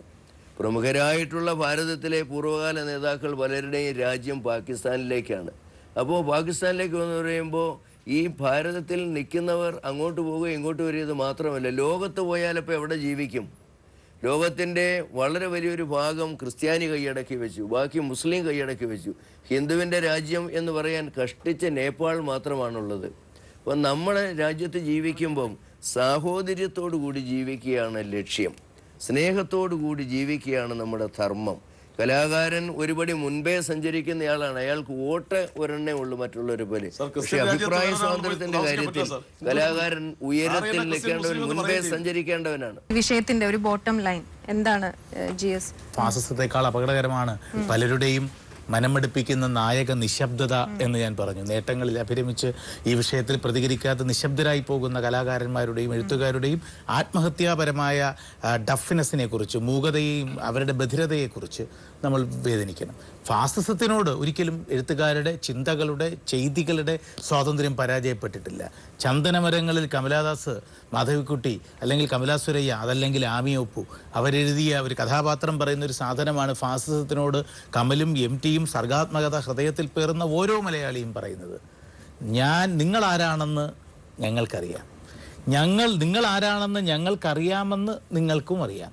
പക്ഷേ പ്രിയപ്പെട്ട ഫാസിസമേ, അല്ലെങ്കിൽ വെറുക്കപ്പെട്ട ഫാസിസമേ, ഞങ്ങളുടെ ശക്തി എന്താണെന്ന് നിങ്ങൾക്കറിയാമെന്ന് നിങ്ങൾക്കറിയാമല്ലോ, അതും ഞങ്ങൾക്കറിയാം. നിങ്ങളും നമ്മളല്ലേ, എഴുതാൻ പറ്റില്ല. കമലാസുരയ്യയെ കുറിച്ച് അല്ലെങ്കിൽ മാധവിക്കുട്ടിയെ കുറിച്ച് ഒരു സിനിമ ഉണ്ടാവുക എന്ന് പറയുന്നത് നമ്മളൊക്കെ പ്രതീക്ഷയോടുകൂടി നോക്കിക്കാണുന്ന കാര്യമാണ്. പലതുകൊണ്ടാണ്. കമലാസുരയ്യ അല്ലെങ്കിൽ മാധവിക്കുട്ടി എന്ന് പറയുമ്പോൾ അവർക്ക് ഏക സ്വത്തും അല്ല ഉള്ളത്, അവരുടെ മതപരമായിട്ടുള്ള സ്വത്ത് മാത്രമല്ല ചർച്ച ചെയ്യേണ്ടത്. അവർ വളരെ ധീരയായിട്ടുള്ളൊരു വനിതയായിരുന്നു. പ്രത്യേകിച്ചും ഇപ്പോൾ സ്ത്രീപക്ഷ സിനിമകളെക്കുറിച്ചും സിനിമയിലെ ആണത്ത മനോഭാവങ്ങളെക്കുറിച്ചൊക്കെ വലിയ ചർച്ചകൾ നടക്കുന്ന സമയത്ത് എങ്ങനെയാണ് കമൽ മാധവിക്കുട്ടിയെ, കമലാസുരയ്യയെ അഭ്രപാളികളിൽ അവതരിപ്പിക്കാൻ ഉദ്ദേശിക്കുന്നത് എന്നത് വളരെ പ്രധാനപ്പെട്ടൊരു വിഷയമായിട്ട് ഉയർന്നു വന്നിട്ടുണ്ട്. അതോടൊപ്പം അവരൊരു സാംസ്കാരിക വ്യക്തിത്വം എന്ന നിലയിൽ ഒക്കെ അവർക്ക് വളരെ റെലവൻസ് ഉണ്ട്. അപ്പോൾ ആ നിലയിലുള്ള ഒരു സിനിമ ഉണ്ടാവുക എന്നുള്ളത് മലയാളത്തെ സംബന്ധിച്ചോളം വലിയ പ്രതീക്ഷയോടുകൂടിയാണ് നമ്മളൊക്കെ നോക്കിക്കാണുന്നത്. പുറത്ത് വരണം എന്ന് തന്നെയാണ് നമ്മൾ ആഗ്രഹിക്കുന്നത്. അത് കമലാസുരയ്യയോട് എത്രത്തോളം നീതി പുലർത്തുന്നു, അല്ലെങ്കിൽ മറ്റ് രാഷ്ട്രീയ വിഷയങ്ങളോട് ഏത് തലത്തിൽ നിന്ന് പ്രതികരിക്കുന്നു എന്നതൊക്കെ സിനിമ പുറത്തിറങ്ങിയതിന് ശേഷം വിലയിരുത്തപ്പെടേണ്ടത് പ്രേക്ഷകരുടെ വിലയിരുത്തലാണ്. അത് ഏതെങ്കിലും സംഘടനകൾ നടത്തേണ്ടതല്ല, സംഘടനകളല്ല പറയേണ്ടത്, അല്ലെങ്കിൽ ഏതെങ്കിലും പ്രത്യയശാസ്ത്രത്തിന്റെ വക്താക്കളല്ല പറയേണ്ടത്. ഓരോ പ്രേക്ഷകനും ടിക്കറ്റ് എടുത്ത് ആ സിനിമ കാണാൻ തയ്യാറാവുന്ന ഓരോരുത്തരും അവരുടേതായിട്ടുള്ള ഒരു അനുഭവം, കാഴ്ചാനുഭവം അതിനെക്കുറിച്ച് പിന്നീട് പറയേണ്ടതാണ്. ഏതായാലും ഒരു സിനിമ പുറത്തിറക്കാൻ പറ്റില്ല എന്ന് പറയുന്നത്, അല്ലെങ്കിൽ ആ സിനിമ ഞങ്ങളുടെ താല്പര്യങ്ങൾക്ക് അല്ലെങ്കിൽ ഞങ്ങളുടെ സോക്കോൾഡ് വികാരങ്ങൾക്ക് വ്രണപ്പെടുത്താത്ത തരത്തിലായിരിക്കണം എന്ന് പറയുന്നതിന് ഫാഷിസമായിട്ട് തന്നെയാണ് നമുക്ക് കാണാൻ സാധിക്കുന്നത്. അങ്ങനെ പറയാൻ ആർക്കും അവകാശമില്ല. ഇദ്ദേഹം അടക്കം പറഞ്ഞതുപോലെ ഇതിൽ കച്ചവട താല്പര്യം ഉണ്ടെങ്കിൽ തന്നെ അത് നിയമവിരുദ്ധമാവാത്തിടത്തോളം അതിനെയും തടയാൻ ആർക്കും വിരോധമില്ല. കാരണം ഒരുപാട് മന്ദബുദ്ധികളുള്ള സമയത്ത് ഇതുപോലെ വികാരം വ്രണപ്പെട്ട് ഇങ്ങനെ കുറെ ആളുകൾ ഇരിക്കുന്ന സമയത്ത് ആ വികാരത്തെ നമ്മുടെ സോഷ്യൽ മീഡിയയുടെ ഭാഷയൊക്കെ പറഞ്ഞാൽ ഒന്ന് കുരുപൊട്ടിക്കുക എന്നുള്ളത് അതും ഒരു സാംസ്കാരിക പ്രവർത്തനം തന്നെയാണ്. അതുകൊണ്ട് തന്നെ നിങ്ങളുടെ ഈ സോക്കോൾഡ് വികാരം, അല്ലെങ്കിൽ നിങ്ങളുടെ പാരമ്പര്യത്തെക്കുറിച്ച്, നിങ്ങളുടെ സംസ്കാരത്തെക്കുറിച്ച്, സദാചാരത്തെക്കുറിച്ച്, സ്വത്വത്തെക്കുറിച്ച് നിങ്ങൾ സങ്കല്പിച്ചു വെച്ച കാര്യങ്ങൾ അത് ആരും സ്പർശിക്കരുത് എന്നുള്ളത് ഇറ്റ്സ് യുവർ ഹെഡേക്ക്, അല്ലാതെ അത് മറ്റുള്ളവരുടെ ഉത്തരവാദിത്തമല്ല. അവർ അവരുടെ ആവിഷ്കാരത്തിനനുസരിച്ച്, അവരുടെ താല്പര്യത്തിനനുസരിച്ച്, അവർ എങ്ങനെയാണോ ആ വിഷയത്തെ നോക്കിക്കാണുന്നതനുസരിച്ച് അതിനോട് പ്രതികരിക്കും. അത് ഓരോരുത്തരും പല രീതിയിലാവും പ്രതികരിക്കുക. അപ്പോൾ ഞങ്ങളെപ്പോലുള്ള ആളുകൾ ഇതേപോലെ മൈക്ക് കിട്ടിയ പ്രസംഗിച്ചുകൊണ്ട് പ്രതികരിക്കും. ഒരു ചലച്ചിത്രകാരൻ ചലച്ചിത്രത്തിലൂടെയാണ് പ്രതികരിക്കുക, കവിത എഴുതിക്കൊണ്ടാണ് പ്രതികരിക്കുക. ആ ഓരോ ആവിഷ്കാരത്തിനും ഇന്ത്യയുടെ ഭരണഘടന അനുശാസിക്കുന്ന പരിമിതികൾക്കകത്ത് നിന്നുകൊണ്ടുള്ള സ്വാതന്ത്ര്യം അനുവദിക്കപ്പെടണം. അത് നിഷേധിക്കപ്പെടുമ്പോഴാണ് അതിന്റെ ഫാഷിസം എന്ന് പറയുന്നത്. അത് ഒരു കാലത്തും നമുക്ക് അംഗീകരിച്ചു കൊടുക്കാൻ സാധിക്കില്ല. പാളയം മസ്ജിദിൽ പാതിരാ നേരത്ത് ഇപ്പോഴും ഉണ്ട്, പോയാൽ കാണാം, നിസ്കരിക്കുന്ന ഒരു നീർമാതളം നട്ടതുപോലെ വളർച്ചയില്ലാതില പച്ചയായി മാത്രമൊന്ന് ആടി നിൽപ്പൂ. മാധവി പുന്നയൂർ പൂവാ ഇളം വെയിൽ തട്ടിക്കളിച്ചു വിരിഞ്ഞു നീളെ, കൺകൾ കമലദളം പോൽ വിടർന്നതിൽ കത്തും കവിത കിടാവുമേഞ്ഞു.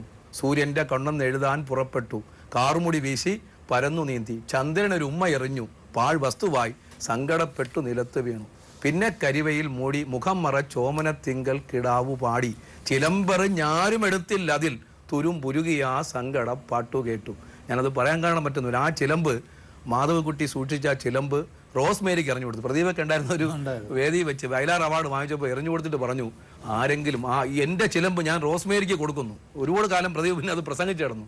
പക്ഷെ ആ ചിലമ്പ് റോസ്മേരിയും അണിഞ്ഞില്ല, അല്ലെ? ഒരുപാട് കാലമായി. പിന്നീട് അത് വേറൊരാൾക്ക് കൊടുക്കുക. ഇനി ആർക്കാട് ഈ ചിലമ്പ് പോകണമെന്ന് അറിയില്ല. കാരണം ഒരു സ്ത്രീ, ഇന്ന് സ്ത്രീ എന്നത് ആ സ്ത്രീയുടെ സ്വത്വം ശരിക്കും ആവിഷ്കരിക്കുവാൻ വേണ്ടി തൻ്റെ കഥയിലൂടെയും കവിതയിലൂടെയും ശ്രമിച്ചിട്ടുള്ള ഒരു എഴുത്തുകാരി ആമിയായി വരട്ടെ. ആമി വരും, ജനങ്ങൾ കാണും. ഭാരതത്തിൻ്റെ ചരിത്ര പശ്ചാത്തലമൊക്കെ പരാമർശിച്ചുകൊണ്ട് ഏഴച്ചേരി സാർ സംസാരിച്ചു. സ്വാതന്ത്ര്യ സമരത്തിലൊന്നും പങ്കില്ലാത്ത ആൾക്കാർ അങ്ങനെയൊക്കെ പറഞ്ഞു. പക്ഷേ സ്വാതന്ത്ര്യ സമരത്തിൻ്റെ കാലഘട്ടവും ചരിത്രമൊക്കെ നമുക്കറിയാം. പ്രശസ്തമായിട്ടുള്ളൊരു പാഠമുണ്ട് പഴയ, ഞങ്ങളുടെ നേതാവല്ലി ചെറ്റ ജപ്പാൻകാരുടെ കാൽ നക്കി. ഇതൊക്കെ സ്വാതന്ത്ര്യ സമരത്തെ ഒറ്റുകൊടുത്തവരുടെ വാക്കുകളാണ്. അതിനുശേഷം കഴിഞ്ഞ കുറേ കാലം വരെയൊക്കെ ഈ സ്വാതന്ത്ര്യ ദിനത്തെ കരിദിനമായിട്ട് നമ്മുടെ ഈ നാട്ടിൽ ഈ കേരളത്തിൽ വരെ ഉണ്ടായിട്ടുണ്ട്. ആ ചരിത്രമൊന്നും മറന്നുപോകാത്ത ഒരു സാഹചര്യത്തിൽ തന്നെയാണ് നമ്മൾ ജീവിച്ചുകൊണ്ടിരിക്കുന്നത്. അതുകൊണ്ട് ഈ സ്വാതന്ത്ര്യത്തിൻ്റെ കാര്യമൊന്നും കൂടുതൽ ചർച്ച ചെയ്യേണ്ട വിഷയമില്ല. ആവിഷ്കാര സ്വാതന്ത്ര്യത്തിൻ്റെ കാര്യമാണ് എങ്കിൽ എൻ്റെ മൂക്കും തുമ്പത്തും വരെ മാത്രമേ നിങ്ങളുടെ സ്വാതന്ത്ര്യം ഉള്ളൂ. എൻ്റെ മൂക്കിലേക്ക് തൊടുന്ന മാത്രയിൽ ആ സ്വാതന്ത്ര്യം ഇല്ലാതാകും. ഇത് സാധാരണ ഇതിൽ മുതിർന്ന ആൾക്കാരൊക്കെ പറഞ്ഞ് ഞാൻ കേട്ടിട്ടുണ്ട്. പിന്നെ ഈ ഇപ്പോഴുള്ള ചർച്ചകൾക്ക് ആധാരം വേറെ ഒന്നുമില്ല. സമൂഹ മാധ്യമങ്ങളിൽ നിരവധി ചർച്ചകളും നിരവധി അഭിപ്രായ പ്രകടനങ്ങളുണ്ട്. ഇതിന് അഭിപ്രായ പ്രകടനങ്ങളും അവരുടെ ആവിഷ്കാര സ്വാതന്ത്ര്യവും മാത്രമായിട്ട് പരിഗണിക്കുന്നതിൽ ഇവിടെ ആർക്കാണ് അങ്കലാപ്പ്? അവർക്കും ആവിഷ്കാര സ്വാതന്ത്ര്യം ആയിക്കൂടെ? ആവിഷ്കാര സ്വാതന്ത്ര്യം എന്ന് പറയുന്നത് സോ കോൾഡ് സാംസ്കാരിക നായകന്മാർക്ക് മാത്രമേ ആകാവുന്ന ഒരു കാര്യമാണ്. അതുകൊണ്ട് അത്തരത്തിലുള്ള കാര്യമായിട്ട് മാത്രം പ്രതികരിച്ചുകൊണ്ട് എല്ലാവർക്കും അവരവരുടെ അഭിപ്രായങ്ങൾ പറയാനുള്ള സാഹചര്യം ഉണ്ടാകണം. അത് അവർക്ക് ചില ആളുകൾ കുറച്ച് രൂക്ഷമായിട്ട് പറയും, അവർക്ക് ഹർട്ട് ചെയ്യുന്ന രീതിയിൽ. ചില ആളുകൾ വളരെ സോഫ്റ്റ് ആയിട്ട് പറയും. ഇതിന് അതേ രീതിയിൽ തന്നെ മാത്രമേ കാണുള്ളൂ. ഇവിടെ യാതൊരു കാര്യവും ആവിഷ്കാര സ്വാതന്ത്ര്യത്തിൽ സംഭവിച്ചിട്ടില്ല എന്നുള്ളതാണ് എൻ്റെ അഭിപ്രായം. ഇവിടെ കമലെടുക്കുന്ന സിനിമയും അദ്ദേഹത്തിന്റെ വിവാദത്തിലും ശിവസേന എന്ന പ്രസ്ഥാനം പ്രതിഷേധിക്കുവാനോ അല്ലെങ്കിൽ അത് തെറ്റാണെന്നോ പറയാൻ പോയിട്ടില്ല. രണ്ട്, അദ്ദേഹത്തിന്റെ ആവിഷ്കാര സ്വാതന്ത്ര്യമുണ്ട്. നല്ല സിനിമകൾ എടുക്കട്ടെ, നമുക്ക് കാണാം. ബ്രാഹ്മണിക്കൽ ഫാസിസവും രാഷ്ട്രീയ ഫാസിസവും തകർക്കപ്പെടുക തന്നെ ചെയ്യും. അതിന് തക്കതായിട്ടുള്ള ഒരു തലമുറ വളർന്നു വരുന്നുണ്ട്. ഒരുപക്ഷെ PK റോസി ഒരു പുലയി ആയതുകൊണ്ട് ഈ നാട് വിടേണ്ടി വന്നു. പക്ഷെ മറ്റൊരു കാര്യം ഞാൻ പറയാം, മഞ്ജുവിന്റെ പിന്നിൽ വാര്യർ എന്നുള്ള ഒരു പേര് ഉള്ളത് കൊണ്ട് മഞ്ജുവിന് ഒരിക്കലും നാട് വിടേണ്ടി വരില്ല എന്നും കൂടി ഞാൻ ഇവിടെ പറയാൻ ആഗ്രഹിക്കുകയാണ്. സംവാദം എന്തു തന്നെ ആയാലും ഈ സിനിമ റിലീസാകും. കാണാൻ ഞങ്ങളോടൊപ്പം സ്വാമിയും ഉണ്ടാകും. അല്ല, കാണുന്നതിന് മുമ്പ് തിയേറ്ററിൽ കത്തിക്കുകയും വരുത്. അല്ലല്ല, ഈ പറഞ്ഞതിൽ നിന്ന് ഞങ്ങളാരും സിനിമയ്ക്ക് എതിരാണെന്നോ ഞങ്ങളെല്ലാവരും കമലിന് എതിരാണോന്നല്ല. ഒരു അജണ്ടയുടെ ഭാഗമായിട്ട് അദ്ദേഹത്തിന് പൊളിറ്റിക്സ് ഉണ്ട്, അതിനെതിർക്കുന്നവർക്ക് അവരുടെ പൊളിറ്റിക്സ് ഉണ്ട്. ഇതിനെ സമചിത്തതയോടുകൂടെ കാണാൻ വേണ്ടി കഴിയാത്തതാണ് ഇവിടുത്തെ പ്രശ്നം. ഈ ഒരു വിഷയത്തിൽ നമുക്ക് എൻ്റെ ഒരു അഭിപ്രായം വ്യക്തിപരമായിട്ട് പറഞ്ഞാൽ, ഒരു കവിത എഴുതുന്ന ഒരാൾ അല്ലെങ്കിൽ എഴുത്തുകാരൻ എന്നുള്ള നിലയ്ക്ക് നമ്മുടെ ആവിഷ്കാര സ്വാതന്ത്ര്യം എന്ന് പറയുന്നത് ഒരു കലാകാരൻ്റെ വ്യക്തിപരമായ അവകാശമാണ്. അത് മറ്റൊരാളതിൽ കൈയെടുത്തുക എന്ന് പറയുന്നത് ശരിക്കും പറഞ്ഞു കഴിഞ്ഞാൽ അത് ശരിയായൊരു നടപടിയല്ല. നമ്മുടെ വീട്ടിൽ നമ്മൾ എന്ത് ചെയ്യണം, നമ്മൾ എന്ത് ഭക്ഷണം കഴിക്കണം, നമ്മൾ എന്ത് ചെയ്യണം എന്നുള്ളത് നല്ല എഴുത്തുകാർ, നല്ല വരയ്ക്കാൻ അറിയാവുന്നവർ, നല്ല മിമിക്രി ആർട്ടിസ്റ്റുകൾ അവരവരുടെ കഴിവാണ്. നമുക്ക് ഈ കേരളത്തിലാണെങ്കിൽ തന്നെ നമ്മുടെ എത്രയോ മിമിക്രി ആർട്ടിസ്റ്റ് നമ്മുടെ രാഷ്ട്രീയക്കാരെയൊക്കെ അനുകരിച്ച് ചെയ്യുന്നുണ്ട്. അത് അവരുടെ കഴിവാണ്, അവരെ കളിയാക്കാനല്ല. പഴയ കാലം നമ്മൾ ആലോചിച്ച് കഴിഞ്ഞാൽ കുഞ്ഞൻ നമ്പ്യാരുടെ കാലത്ത് അദ്ദേഹം കഥകളിൽ അങ്ങനെ പലതും പറയും, അതുകൊണ്ട് ആർക്കും പരിഭവം വരുത് എന്നൊക്കെ പറഞ്ഞു വെച്ച് വളരെ സർക്കാസ്റ്റിക്കലി എന്താ പറയുന്നത്, ഹാസ്യാത്മകമായിട്ട് പറയാനുള്ള കാര്യങ്ങൾ രാജസന്നിധിയിൽ വരെ അവതരിപ്പിച്ച ഒരാളാണ്. അപ്പോൾ നമുക്കത് നമ്മുടേതായ രീതിയിൽ അത് ചെയ്യാം. നിങ്ങൾക്ക് വേണമെങ്കിൽ അതിനെ ഉൾക്കൊള്ളാം, വേണ്ടെങ്കിൽ അതിനെ കളയാം. പക്ഷെ ഒരു കാര്യം കൂടി ഉണ്ട്, ആവിഷ്കാര സ്വാതന്ത്ര്യം നമുക്കുണ്ട് എന്ന് പറയുന്ന പോലെ തന്നെ അത് മറ്റൊരാളെ ദ്രോഹിക്കാനോ അതല്ലെങ്കിൽ മറ്റുള്ളവർക്ക് വേണ്ടിയിട്ട് എന്താ പറയുന്നത് അവർക്കൊരു ദോഷം ഉണ്ടാകാനോ അല്ല. ഒരു മതത്തെയോ ഒരു സംസ്കാരത്തെയോ ഒരു രാജ്യത്തെയോ എതിർക്കുകയോ അതല്ലെങ്കിൽ വ്യക്തിപരമായിട്ട് അധിക്ഷേപിക്കുകയോ ചെയ്യാനായിട്ട് എനിക്കൊരു കഴിവുണ്ട് എന്ന് പറഞ്ഞിട്ട് അത് ചെയ്തിട്ട് കാര്യമില്ല. അങ്ങനെ ചെയ്തിട്ടുള്ളവരെയൊക്കെ ചില ഗവൺമെൻറ്റുകൾ തന്നെ അവർ ബാൻ ചെയ്തിട്ടുമുണ്ട്. അതൊരു ശരിയായൊരു നടപടിയല്ല. അത് മറ്റുള്ളവർക്ക് ദോഷകരമായ രീതിയിൽ അങ്ങനത്തെ ഒരു നടപടി എനിക്കൊരു സ്വാതന്ത്ര്യം ഉണ്ട് എന്ന് പറഞ്ഞ് അങ്ങനെ ചെയ്യുന്നതിനകത്ത് അർത്ഥമില്ല. എന്നാൽ ഞാൻ എന്ത് ചെയ്യണമെന്ന് തീരുമാനിക്കാൻ മറ്റൊരാൾക്ക് ശരിക്കും അവകാശമില്ല എന്ന് പറയുന്നത് തന്നെയാണ് എൻ്റെ വ്യക്തിപരമായ അഭിപ്രായം. സമകാലീന കാലഘട്ടത്തിൽ നമ്മുടെ ഭാരതത്തിൽ പ്രത്യേകിച്ച് സാംസ്കാരിക കലാരംഗത്ത് ഒരുതരം ഫാസിസം വളർന്നു വരുന്നുണ്ട് എന്നുള്ളതിൽ യാതൊരു സംശയവുമില്ല. ഒരുപാട് സാംസ്കാരിക നായകരെ വധിക്കുക, ഇങ്ങനെയൊക്കെയുള്ള ഒരുപാട് കാര്യങ്ങൾ സമീപ കാലഘട്ടത്തിൽ നടന്നു വരുന്നുണ്ട്. അതിൻ്റെ മറ്റൊരു പതിപ്പാണ് ഇന്ന് കേരളത്തിൽ നമ്മുടെ കമലിൻ്റെ സിനിമയുമായിട്ടൊക്കെ ബന്ധപ്പെട്ട്, ആമി എന്ന സിനിമയുമായിട്ട് ബന്ധപ്പെട്ട് മഞ്ജു വാര്യരോട് അതിൽ അഭിനയിക്കരുത് എന്ന് പറയുന്നതും ഒക്കെ. അത് എന്ത് അർത്ഥത്തിലാണെന്ന് മനസ്സിലാകുന്നില്ല. ഇവിടെ മമ്മൂട്ടിക്ക് അംബേദ്കറായിട്ട് അഭിനയിക്കാം, മോഹൻലാലിന് MGR ആയിട്ട് അഭിനയിക്കാം. ഒരു പെൺകുട്ടി പിന്നെ കേരളം ഭാരതം മുഴുവനും ആദരിക്കുന്ന ഒരു കലാകാരിയുടെ വേഷം ചെയ്യരുതെന്ന് പറയുവാനായിട്ട് ഇവിടെ ആർക്കാണ് സാധിക്കുക? ഇങ്ങനെ ഭാരതത്തിന് മഹത്തായ ഒരു സംസ്കാരമുണ്ട്, എല്ലാവരെയും ഉൾക്കൊണ്ടിട്ടുള്ള ഒരു സംസ്കാരം. ആർഷഭാരത സംസ്കാരം എന്ന് പറയുന്നത് തന്നെ സ്ത്രീകൾക്ക് ഏറ്റവും അധികം ബഹുമാനം കൊടുത്തുകൊണ്ടിരിക്കുന്ന ഒന്നാണ്. അങ്ങനെയുള്ള ഒരു കാലഘട്ടത്തിലാണ് ഇവിടെ ഞങ്ങൾ പറയുന്ന വരയ്ക്കുള്ളിൽ നിന്നുകൊണ്ട് മാത്രമേ അഭിനയിക്കാവൂ, ഞങ്ങൾ പറയുന്ന കാര്യങ്ങൾ മാത്രമേ ചെയ്യാവൂ എന്നൊക്കെ പറയുന്ന ഒരു സാംസ്കാരിക തലത്തിലേക്ക് വരുന്നത്. അത് കൊച്ചുകുട്ടികളെ മുതൽ വിദ്യാലയങ്ങൾ മുതൽ പാഠപുസ്തകങ്ങളിൽ എന്തൊക്കെ ചേർക്കണം, ചേർക്കണം, എന്തൊക്കെ ചേർക്കരുത്, ഏതൊക്കെ തലത്തിൽ വേണം എന്നൊക്കെ പറയുന്ന ഒരു ഘട്ടത്തിൽ വരെ എത്തി നിൽക്കുമ്പോൾ തീർച്ചയായിട്ടും സാംസ്കാരിക മേഖലയിലുള്ളവരും വിദ്യാഭ്യാസ മേഖലയിലുള്ളവരും ഇതിനെ ശക്തമായി അപലപിക്കേണ്ടതും ഇതിനെതിരായി ഇറങ്ങി പുറപ്പെടുന്നവർക്ക് പ്രത്യേകിച്ച് എല്ലാ പിന്തുണയും നൽകേണ്ടതും ആവശ്യമാണെന്ന് തന്നെയാണ് എൻ്റെ അഭിപ്രായം. മാധവിക്കുട്ടിയുടെ ജീവിതത്തെക്കുറിച്ച്, അവരുടെ സാഹിത്യത്തെക്കുറിച്ചുള്ള ഒരു സിനിമയെക്കുറിച്ചുള്ള ആലോചനയാണ് കമൽ നടത്തിയത്. അതേക്കുറിച്ചുള്ള അദ്ദേഹത്തിൻ്റെ ചില കാഴ്ചപ്പാടുകൾ പൊതുവായിട്ട് വലിയ രീതിയിൽ പങ്കുവയ്ക്കപ്പെട്ടിട്ട് പോലുമില്ല. പക്ഷേ എന്നിട്ട് പോലും ഈ വളരെയധികം അസഹിഷ്ണുത ഉൽപ്പാദിപ്പിക്കുന്ന, അല്ലെങ്കിൽ ഒരു തരത്തിലും ആളുകൾക്ക്, ഒരു വിഭാഗം ആളുകൾക്ക് സ്വീകാര്യമല്ലാത്ത രീതിയിൽ അങ്ങേയറ്റം ഭീഷണിയുടെ സ്വരത്തോടു കൂടി ഈ ഒരു ചിന്തയെ നേരിടാനും എതിർത്ത് തോൽപ്പിക്കാനും ഒപ്പം തന്നെ അതിനെ ഇല്ലാതാക്കാനുമുള്ള ശ്രമമാണ് നമ്മൾ വിദ്യാബാലൻ്റെ അനുഭവത്തിലൂടെ ആയാലും ഈ സിനിമയുമായി ബന്ധപ്പെട്ട് മഞ്ജു വാര്യരുടെ അനുഭവത്തിലൂടെ ആയാലും സോഷ്യൽ മീഡിയയിലും മറ്റും തെളിയുന്ന കാര്യങ്ങൾ അതാണ്. ഇത് ഒറ്റപ്പെട്ട ഒരു സംഭവമായിട്ട് മാത്രം എപ്പോഴും നമുക്ക് എഴുതി തള്ളാനോ അല്ലെങ്കിൽ പെട്ടെന്ന് മറന്നു കളയാനോ പറ്റുന്ന രീതിയിലല്ല ഈ സമൂഹത്തിൽ മറ്റ് സംഭവങ്ങൾ നമ്മളെ ഓർമ്മിപ്പിക്കുന്നത്. ഇപ്പോൾ ഏറ്റവും ഒടുവിൽ ഡൽഹിയിൽ നിന്ന് വന്ന വാർത്ത, ഒരു സോഷ്യൽ മീഡിയ പോസ്റ്റിൻ്റെ പേരിൽ നിന്നെ ബലാത്സംഗം ചെയ്ത് കളയും, നിന്നെ ഇല്ലാതാക്കി കളയും, നിന്റെ സ്ത്രീത്വത്തെ നശിപ്പിച്ചു കളയും എന്നുവരെ പറയത്തക്ക രീതിയിൽ ചില ഫ്രിഞ്ച് എലിമെൻറ്റ്സ് നമ്മുടെ നാട്ടിൽ, ഫ്രിഞ്ച് എലിമെൻറ്റ്സ് എന്ന് പറയാൻ പറ്റില്ല, അത് ഫ്രിഞ്ച് അല്ല, അത് മെയിൻ എലിമെൻറ്റ്സ് തന്നെയാണെന്നുള്ളത് പതുക്കെ പതുക്കെ അതിൻ്റെ മറ നീക്കി പുറത്തു വരികയാണ് ചെയ്യുന്നത്. ഈ അവസ്ഥ, ഇത് നമ്മൾ ഒരു വേരുചീയലിൻ്റെ തുടക്കമാണ്, അല്ലെങ്കിൽ വേരുചീയലാണ് യഥാർത്ഥത്തിൽ നമ്മുടെ സമൂഹത്തിൽ സംഭവിച്ചുകൊണ്ടിരിക്കുന്നത്. ഇത് തീർച്ചയായിട്ടും ഇതിനോട് പ്രതികരിക്കേണ്ടത് ഏറ്റവും കൂടുതൽ അതിന് ഉയർന്ന ബാധ്യതയുള്ളത് യുവ സമൂഹത്തിനാണ്. കാരണം ഇങ്ങനെയുള്ള പ്രവണതകളെ മുളയിലെ നുള്ളിക്കളയേണ്ടതിൻ്റെ ബാധ്യത ഒരു സാമൂഹ്യ ഉത്തരവാദിത്വം എന്നുള്ള നിലയിൽ ഏറ്റെടുക്കേണ്ട ചുമതലയും യുവജനങ്ങൾക്കാണെന്നാണ് ഞാൻ വിശ്വസിക്കുന്നത്. ഈ ആമി എന്ന് പറഞ്ഞ ഈ സിനിമ ഇതിനെപ്പറ്റി ആലോചിച്ച് തുടങ്ങിയപ്പോൾ തന്നെ പലവിധ ശക്തികൾ, വർഗീയ ശക്തികൾ ഇതിനെതിരെ വലിയ പ്രചാരണങ്ങൾ നടത്തിക്കൊണ്ടിരിക്കുകയായിരുന്നു. ഇപ്പം വിദ്യാബാലൻ്റെ ഫേസ്ബുക്ക് പേജിലായാലും വളരെ ക്രൂരമായ കമൻസ് കൊണ്ട് അവർ ആക്രമിക്കുകയും ചെയ്തു.